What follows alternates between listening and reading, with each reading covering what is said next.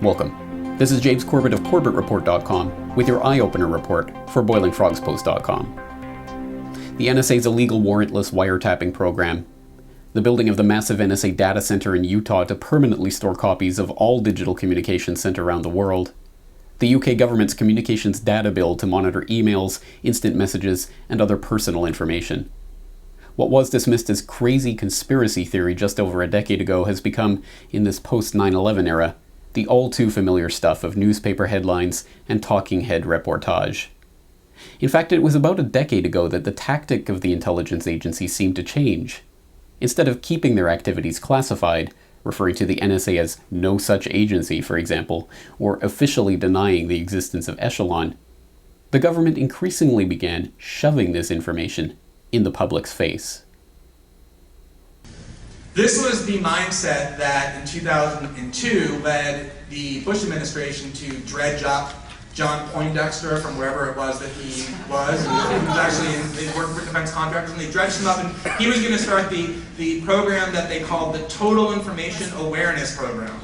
And the logo, which I actually looked at in the last couple of weeks that you should go and look at just because you won't believe how creepy it is, has a pyramid with this huge eye hovering over it. This eye that was going to be the all-seeing eye.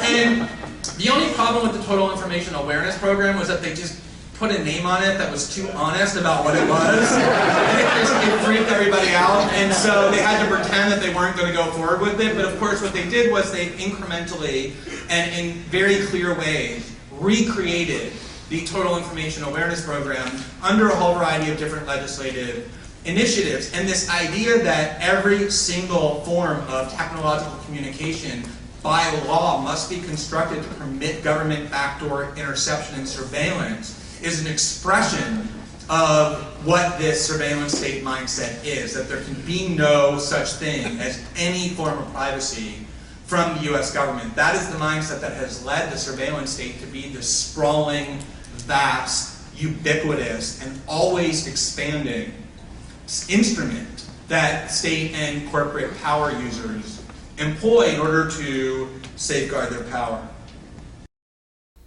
Perhaps the scariest thing about something like the Total Information Awareness Office is not merely that it was proposed in the first place, or that it incorporated such blatantly creepy Orwellian imagery to convey its true nature and purpose, but that as we sit here 10 years later, and as the core functions of that TIA office are now being openly performed by the NSA, DHS, and other governmental agencies, people are now actively making excuses for this nightmare police state.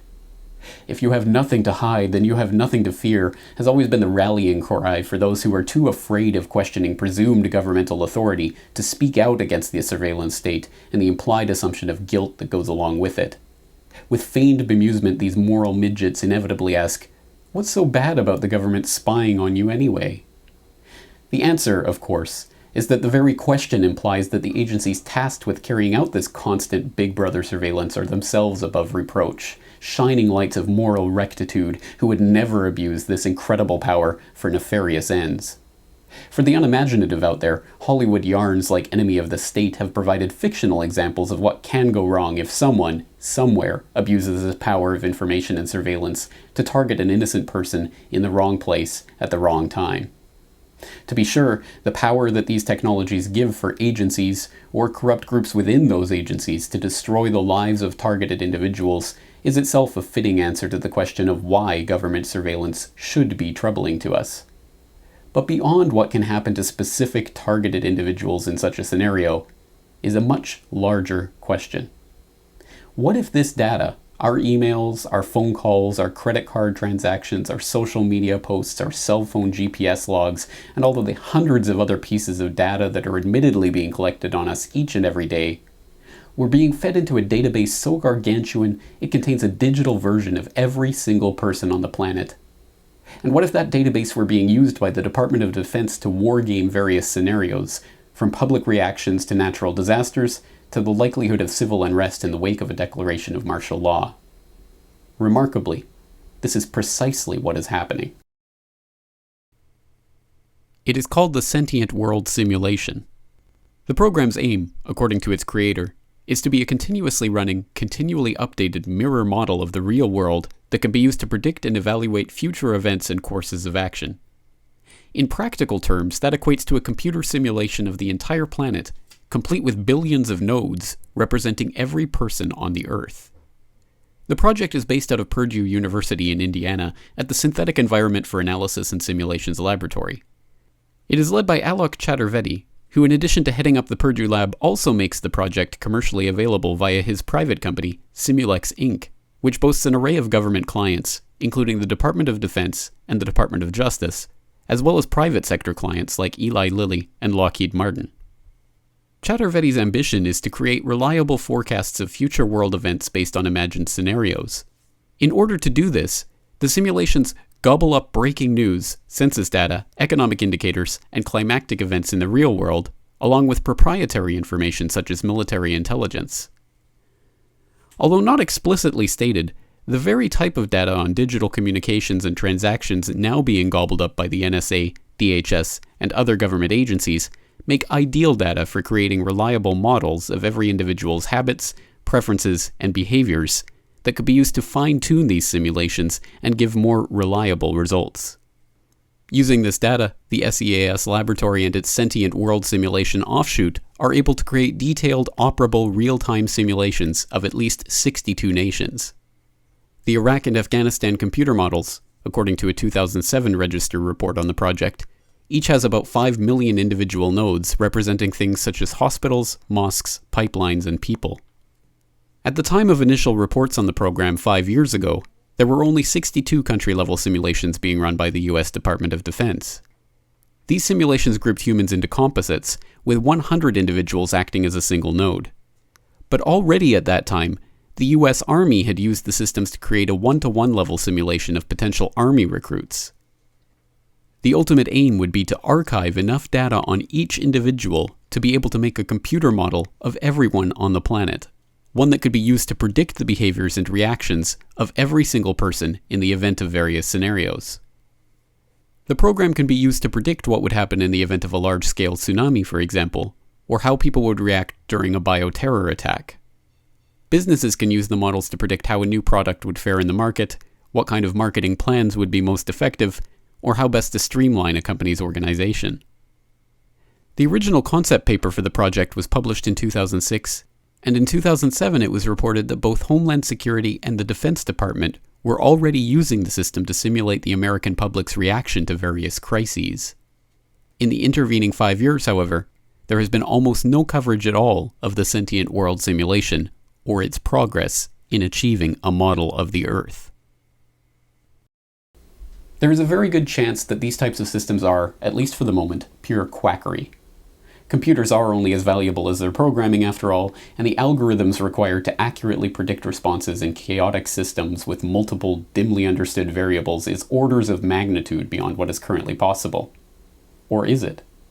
One of the great ironies of our time, as Glenn Greenwald goes on to point out in his speech on the surveillance state, is that although we live in a time when it is possible for nebulous government agencies to know every detail of your life, from what you ate for breakfast to where you shopped last night to who your friends are, we are also living in an age of unprecedented ignorance about what our own governments are actually doing. But one other point that's worth making about how this works, about how the surveillance state works and how power is exercised through it, and this I think is probably the most pernicious part, and I refer to this as the one-way mirror, the government's one-way mirror.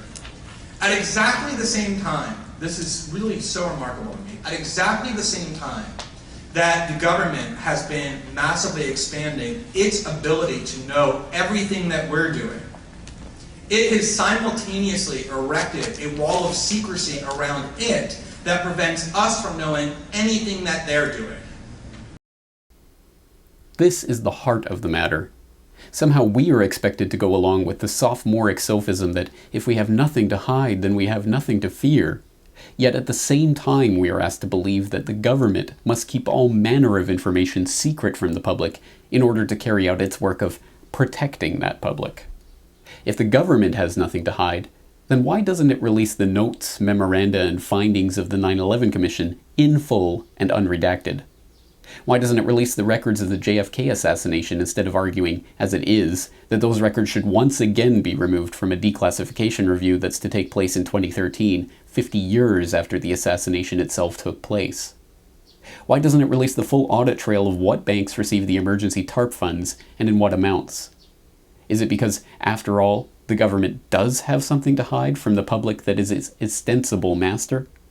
Is it because the old maxim that knowledge is power is more true than we could ever know, and that the government's one-way insistence on transparency for the citizens and opacity for itself is a reflection of the power that it holds over us? The Sentient World Simulation is just one example of one program run by one company for various governmental clients. But it is a significant peek behind the curtain at what those who are really running our society want. Complete control over every facet of our lives, achieved through a complete invasion of everything that was once referred to as privacy. To think that this is the only such program that exists, or even that we have any significant details about the ways that the SWS has already been used, would be hopelessly naive. So where does this leave a public that is at such a disadvantage in this information warfare? A public that is effectively told that anything and everything they do, say, or buy can and will be cataloged by the AI control grid, even as the details of that grid are to be kept from them. Unfortunately, there's no easy way back from the precipice that we were ushered towards with the creation of the national security state and the passage of the National Security Act of 1947. Perhaps we've already stepped over that precipice, and there is no going back in the current political paradigm. These are things for an informed, aware, knowledgeable citizenry to decide through a societal dialogue over the nature of, and importance of, privacy. But without a general awareness that programs like the Sentient World Simulation even exist, what hope do we have in counteracting it? This video is brought to you by the subscribers of BoilingFrogsPost.com. For more information on this and other topics, please go to BoilingFrogsPost.com. For more information and commentary from James Corbett, please go to CorbettReport.com.